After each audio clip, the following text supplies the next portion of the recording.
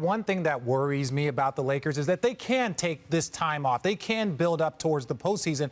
But ultimately, if you get yourself in a position where you're the 3rd seed, you're the 4th seed, all of a sudden your route becomes that much harder. Right. Let's look at the Eastern Conference last year when you had Philly #1, and then what did that happen? That meant Brooklyn and Milwaukee were battling it off in the 2nd round. You don't want that early on. You want to build up in the postseason, and the only way to do that is to play well in the regular season. Slow, steady build. So defensively, the Lakers are 25th in the league in points allowed. What do they need to do, Richard, to maybe right that ship? Well, I think getting healthy is one. I think they had some of their younger players. You had THT, you had Kendrick Nunn. Those guys are out. Those are guys that were supposed to eat up a ton of minutes, and then the vets were like Carmelo were supposed to come in and just give you that scoring support. But I think ultimately Frank Vogel has been one of the best defensive coaches since he's been a head coach, going back to his days in Indiana. I think they will figure it out. But those vets, they have to put forth that effort to be great. Yeah, I agree. And you go back to the team that won the championship a couple years ago in the bubble. They could put lineups on the floor with the combination of length and quickness that no one else could really match. And they actually played more effective zone than any team in the league in the bubble because they had that huge front line along the back. They could get out corner to corner, contest threes.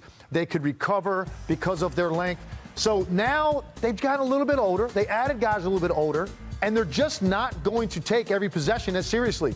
A veteran team like this, they're not. Now, the one thing I think they will be cautious of, they can't come from the 7-hole the way they did a year ago. They learned a lesson. They thought, hey, LeBron and AD healthy, we're going to roll through no matter what hole we come from. No, not true. Not in the Western Conference. So I think they'll be cognizant of that, but I just don't think we're going to talk about them in the same vein as Milwaukee or Miami or some of these teams that can really get into you. Lakers aren't going to be that kind of team. They're ultimately going to have to beat you, I think, Richard, by their offense being cohesive. And last night, or against Rockets, that was a good first step. Well, and you mentioned that in the Western Conference, I mean, in the Eastern Conference, it's looking tough in some ways in this year. But I am curious, you guys, taking a little bit of a longer lens, looking at the West right now, where the Lakers are, where everything is shaking out. What are your impressions right this moment of that conference and where things could move and shake? Well, look, I think right now, when I look at this, the conference, and you're saying, okay, the Jazz and the Warriors, if you were to put the Lakers against either of those teams in a 7-game series, I even think today,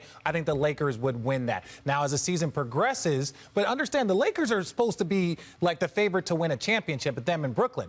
I look at the Miami team. If they were to play a Miami team today in the postseason, Miami looks tough. They would have a problem. I would probably pick Miami to beat the Lakers if they were to play today. So I know it's the first month of the season, but that's our job. Our job is to show how a team is progressing. And right now, they look average. Yeah, I agree. And I think when you look at the West, think about some of the teams that we expected to look more like finished products early. Like Phoenix.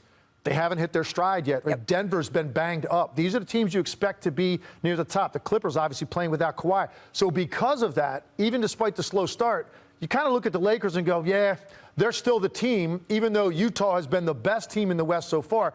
When you look at the Lakers roster, ultimately, and some of those other teams are trying to still figure out who they are. They've got new pieces. They're overcoming injuries.